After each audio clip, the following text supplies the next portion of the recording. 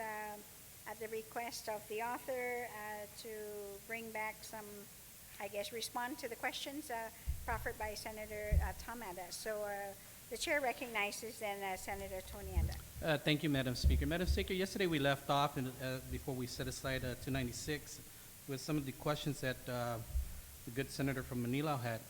And what it was we went back again and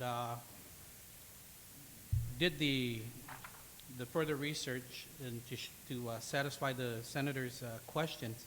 And what it is that it is on federal law on certain issues there that prohibits any person convicted of a crime that carries a minimum sentence of 1 year from possessing a firearm anywhere in the United States, and that was from 18 USC 923. There were some areas there where the senator also had concerns of like when he said like 3 years or 5 years, and what we did was with the 3 year with the 3 years, we took that model from the Florida model of their shall issue. And what we wanted to do was that we wanted to ensure that when we did the concealed carry bill, that we didn't want to reinvent the wheel. And we wanted to do and have something that was already tried and tested, and came out that they've been having that statute for over 20 years. So it's a proven statute. It's something that we don't have to reinvent, and we continue to move on with it. The other issue that he had was that with the felons, and also again on 18 USC 923, federal law again once again prohibits any felons from having a concealed carry. So I hope that answers the senator's questions, and he's satisfied with the Senator Ada, remarks. was he able to answer all your concerns? Yes, Madam Speaker. I think the author of the bill has certainly satisfied my questions, and I thought it was important that he basically state that for the record so that we have something to go back to with respect to the basis for the time limits that were put on. Thank you. You're welcome, Senator. So on the motion, Senator Yamashita, you're recognized.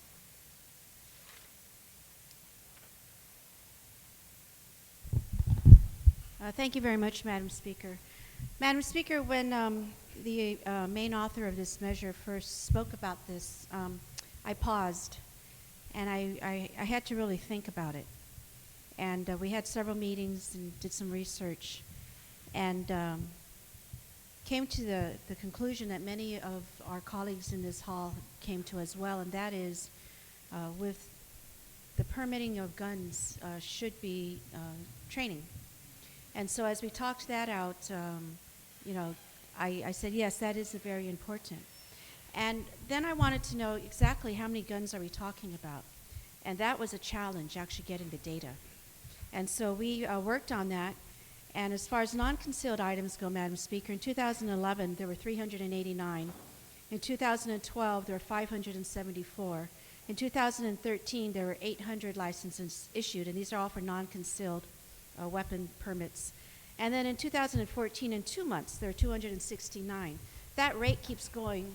At the end of this year, we'll have 1,620 new licenses given. That's a lot of guns. And then as far as the concealed applicants go, in 2011, there were 137. In 12, 119. In 2013, 184. And in 2 months in 2014, there were 68. And again, if the rate keeps it going as it did in the first 2 months, we'll have over 400 permits requests. And in talking with the gentlemen, because they were all gentlemen at the meetings that I attended, their concern was their constitutional right for the concealed applicants. And they had reviewed some judgments from court cases, and in saying that the whole process on our island, as has already been discussed on the floor, needs to be perhaps a little more cleaned up. That when you are rejected, because the approval rate for concealed weapons has always been around the 50% mark. And so the 50% who were declined, they're out there wondering why. And it is their right to be able to have a gun, so I think it's only right that they have an understanding of why their application was rejected. So in talking about this measure, because it will require training for our concealed weapons, I'm happy to be a part of this move because it will ensure that people are trained and it will ensure that people know what they're doing and will be fully responsible about what it is like to hold a gun, to clean a gun, to fire a gun, the rights with the responsibilities. And then I was speaking with a person who provides this training. I believe he's had 2 sessions already where all the people in his class are women. And so for me, that was another interesting aspect of what's going on our island. Not to be sexist, but for me, that's interesting. Now, in my office, 2 of us in the office actually have permits. And so by nature of the work that they do, they have had guns. I think their permits have expired. But it's just a part of my environment that I'm not tuned into. But in listening and in knowing that indeed we're doing this, let's make sure that people are trained. And so, and with that, I've agreed. I do, Madam Speaker, again, in researching for this, I was concerned that we don't have readily available data. And so while there already have been certain amendments made that would help clean that up, I have further amendments. And it would be on page 8, Madam Speaker. And while some might think that this is really going along the lines of profiling, maybe on one hand it is, but honestly it's a way to capture who on our island is arming themselves. And for me that's important because when we get to a point where it's all women doing this, for us I think we need to understand that. We need to understand why, and then we need to understand the continuous training that is needed. If it's one ethnic group over another, I think we need to understand that. And for me, it's just it's a database is all it is. Because I've already heard people saying, what I'm trying to do is profile. I'm not. I'm trying to gather data. And so the amendment I proffer is on page 8, and it's on line 14. And so the Guam Police Department shall maintain an automated, my first amendment is database, not listing. The Guam Police Department shall maintain an automated database of licenses and pertinent information to include gender, age, ethnicity, and address. And that's really already reflected earlier in the bill about the application process. When we first reached out to GPD, they were not able to give us the information right away. They had to look through all their papers. And I think in 2014, we should be able to develop a very simple database. Again, it's just to get some really basic information. If we see that in our age group, it's mostly the younger people getting these weapons, I think, again, that's another glimpse into the way our community is. They have, perhaps it can be stated, they have the confidence to bear arms. They're all trained. We know how they're going to grow up. And so for me, that's the reason why I would ask that the body consider this amendment. So to be an automated database of licenses and pertinent information to include gender, age, ethnicity, and address. And again, Madam Speaker, the address part really is so that if we find out that all the permits are being given to mostly to people who live in Tamuning, that again is another important piece of information for us to understand and to know. Versus maybe, or if it was to be that most of the applicants are coming from Alesso, that again is another important piece of information, I think, for us to understand the way our community is evolving and growing. Okay, we're going to deal with the first amendment on page 8, line 14. After automated, add the word database. So it'd be an automated database listing. No objections? So ordered. On the second amendment, which is same page, but line 15, where it says pertinent information, to add the words to include gender, age, ethnicity, and address. Madam Speaker, if I can just confer with the Okay, we'll take author a of brief the amendment. recess.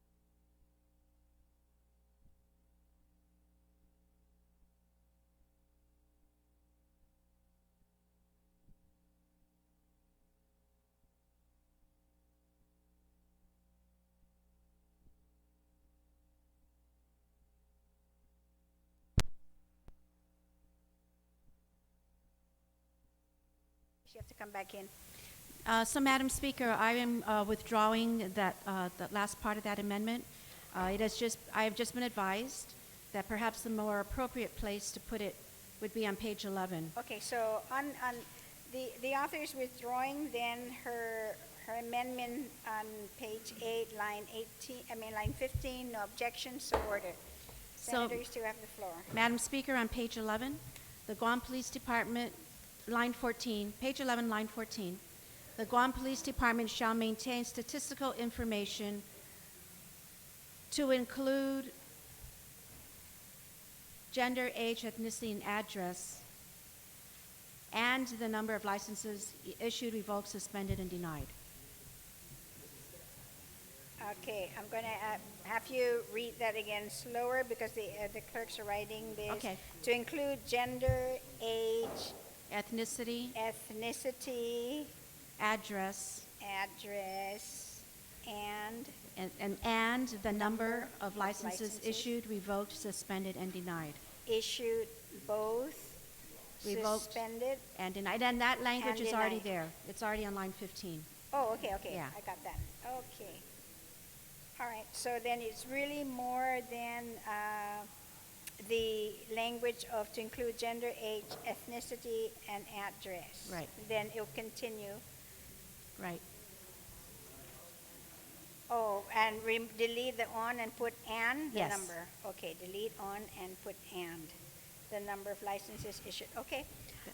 Senators, then on page 11, on line 14, after information to add the words to include gender, age, ethnicity, address, and then delete on and include an and then we'll continue, and the number of licenses issued, revoked, suspended, and denied. Is that correct, Senator? Okay, on the amendment, no objections? Oh, Senator Respicio, you recognize. Thank you very much, Madam Speaker. Madam Speaker, yesterday when I spoke with the mover of the amendment, initially I said, wow, that's kind of like racial profiling. I expressed concern, and I'll express concern for the record, that what we're talking about here is authorization to provide for concealed permitting for these guns. And so when you start maintaining data beyond how many licenses were issued, and you start breaking it down to the gender, the age, the ethnicity, then you start breaking it down into those categories. Maybe at some point in the very near future, when you look at someone and you have that person's demographic juxtaposed to the kind of statistical data that would be required if this amendment passes, I think that kind of defeats the purpose of having a concealed weapon if you're going to be part of that demographic that more than likely is carrying a concealed weapon. And so I certainly have no objections to having the statistical data be limited to what's provided for in the bill. Currently, where we want to know as a community how many licenses have been issued, but I don't know why we would want to know as a community what kind of demographic is availing themselves to this kind of constitutional right that they're I don't know, Madam Speaker. And so I respectfully rise in opposition to the amendment, only because I can reconcile in my own mind the benefit of that kind of developing that kind of statistical data beyond how many licenses were issued. And so I respectfully stand in opposition to the amendment. On the amendment, is there anybody else who would like to speak? Senator Yamashita? Yes, yeah, you may close with your amendment. Thank you very much, Madam Speaker. Again, Madam Speaker, I think it's just really important to really understand and to understand the demographics of this aspect of our community life. It's really it's important to understand the behavior of our people, and I do understand how we sometimes people will take information and misuse it. That's we deal with that. But to understand the use of weapons on our community, concealed or not concealed, we're not going to get names. Mm-hmm. This is just to gather numbers. You know, in the 400 licenses, 50% of these folks were women, and they were aged 25 to 35. That, for me, I'm sorry. Senators, please, we have a member speaking. Yes. But I want everyone to please listen to the argument. Okay, Senator, you may So, continue. Madam Speaker, the importance of data. On our island, we do not do a good job of gathering data. We need to do a better job of researching our own behavior, our own patterns. That, for me, is important. Perhaps our island's getting better at understanding records and understanding where we came from and where we are and where we want to get. But the use of weapons is a constitutional right, and I understand that. And so this gathering of data is simply to help us understand where we are as a people, the use of the weapons, just the whole characteristics of that. We're not identifying by name. It's statistics is what it is. And I think it's important parts of us that we just need to know. Again, if we know that when the data is gathered, that most of our concealed or non-concealed weapon holders are from Tamuning and Tumon, and there's very little in the South. I mean, that, you know, people can talk about that. Maybe it's because there's more business activity in Tumon or Tamuning. Maybe there was more crime there, so they feel more compelled. But maybe in the South there isn't, so they don't feel compelled. Or maybe it's the opposite. Maybe, you know, they really enjoy shooting weapons. You know, and I know there's a whole sport to this. Again, I do not purport to be an expert in this area. I have never even held a weapon. So that's the only reason why I'm doing this. I think we need to do a better job at gathering data about us, about our practices, about what our people do and are about. But it's in no manner to, you know, highlight that Aline got a gun, that Madam Speaker got a gun. You know, it's not that. It's that, you know, out of this group, 2 women got a gun, and you know, and it's food for conversation. Thank you. You're welcome, Senator. There is an objection, so I'm going to have to call for the vote. So all those who are in favor of the Yamashita amendment, please raise your hand. 1, 2, yes. 3, 4, 5. I'm sorry, the amendment fails.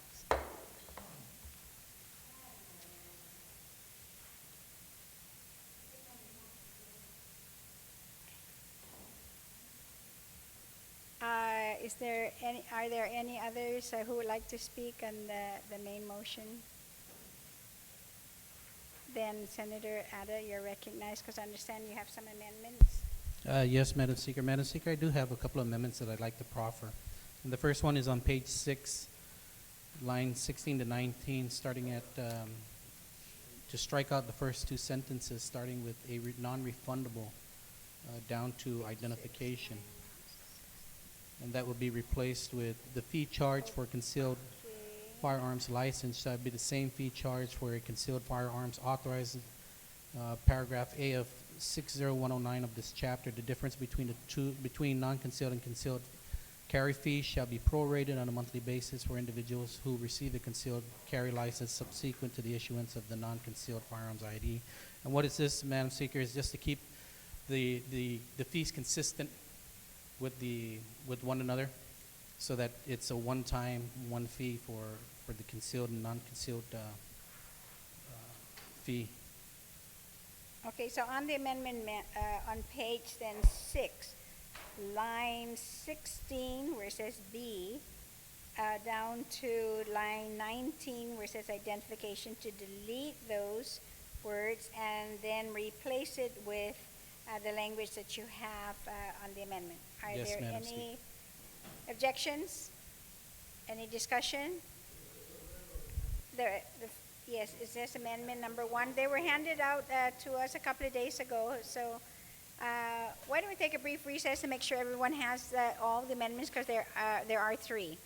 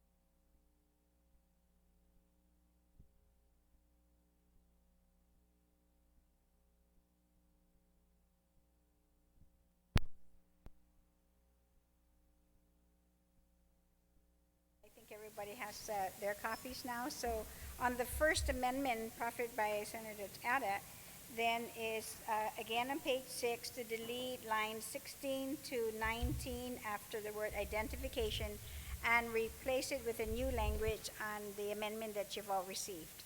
Is there anyone who would like to speak on the amendment? Amendment number 1, the top left-hand corner, 1 circle. No objections to the amendment? So ordered. Thank you, Madam Speaker. Madam Speaker, the next amendment is, it's marked number 2 at the top left corner. Is on page 2, lines 18 to 19. And this amend the sentences, such licenses shall be valid for a period of 3 years from the date of issuance and shall coincide with the dates of the firearms identification. Okay, on the amendment, everyone should have a copy then on page 2, lines 18 to 19. And it's strictly where it says the period of time of 3 years from the date of issuance, and to add the words "and shall coincide with the dates of the firearms identification." Any discussion? Anyone would like to speak on the amendment? Senator Muñoz, you want to speak on the amendment? No? Okay, then, so are there any objections to the amendment? None, so ordered. Thank you, Senator. Thank you, Madam Passes. Speaker. Madam Speaker, the third amendment is on page 6, line 28, and it's to amend the last sentence further, comma, and then it's to strike out law enforcement officer correctional, and then it'll continue on with persons who meet the qualifications as a qualified law enforcement officer or qualified retired law enforcement officer under the provisions of the Law Enforcement Officer Safety Act, LEOSA 18 USC 926B and C, are exempt from the required fees of this chapter for a firearms identification and a concealed firearms license. What that LEOSA is, Madam Speaker, it's the Law Enforcement Officer Safety Act. And this act was enacted in 2004, and it allows 2 classes of persons, the qualified law enforcement officer and the qualified retired law enforcement officer, to carry a concealed firearm in any jurisdiction in the United States. That's regardless of state or local laws and with certain exemptions. And you would be able to find this Safety Act, and it was passed by the 108th Congress as H.R. 218 and enacted as Public Law 108-227. We wanted to make it a part of the concealed carry just so that there's no questions as to retired law enforcement officers carrying their concealed firearms. And we wanted to also exempt them from the fees for firearms ID and the concealed carry ID. Okay, we're going to take a brief recess.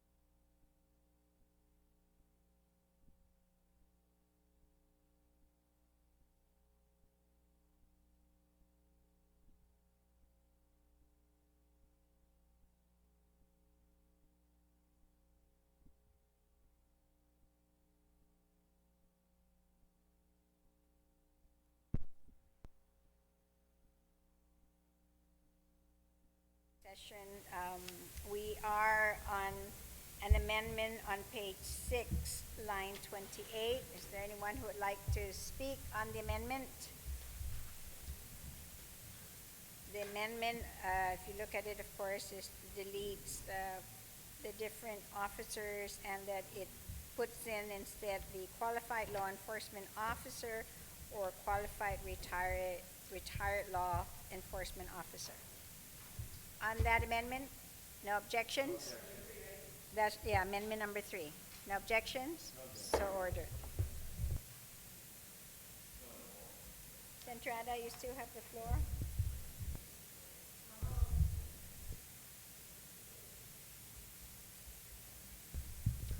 Thank you, Madam Speaker. That concludes my amendments, Madam Speaker. Thank you very much, Senator. On the motion to send 296 to the third reading file without any objections, so ordered. The other bill is still on the side, which is bill number 239, Senator Rodriguez. Good afternoon. Thank you, Madam Speaker. Madam Speaker, I want to be able to pass on file Bill 39 with the understanding that be on the next session agenda whenever a session is called by the Speaker. Yeah, do you guys understand the amendment, the motion rather? That it be passed on file with the understanding that on our next session agenda that this will be on our session agenda. Senator Respicio? Yes. Point of order. Please state your point of order. While I understand the amendment, it's also that whenever the legislature adjourns, whatever remains in the session agenda has to be put back on. It doesn't carry forward. Must be put back on the agenda either by Rules Committee or by on motion when we're in session. So I don't know. Maybe we can ask for some procedural guidance from the legal counsel. You're saying I'm right? Okay, Madam You're Speaker. correct. So She said you're so correct. that motion is not in order. Okay, so it's not in order, but there is that understanding, though, that when we do come together, COR, that a motion then can be made to place 239 on the agenda. Okay, Senator, is that okay? Okay, thank you very much. So we've exhausted everything on our agenda. We are going to recess until Friday at 3 o'clock to vote, and would allow then the legal counsels and our clerks then to engross over the bills. So we are on recess until Friday at 3 o'clock. I was trying to get the majority leader's attention, but we're in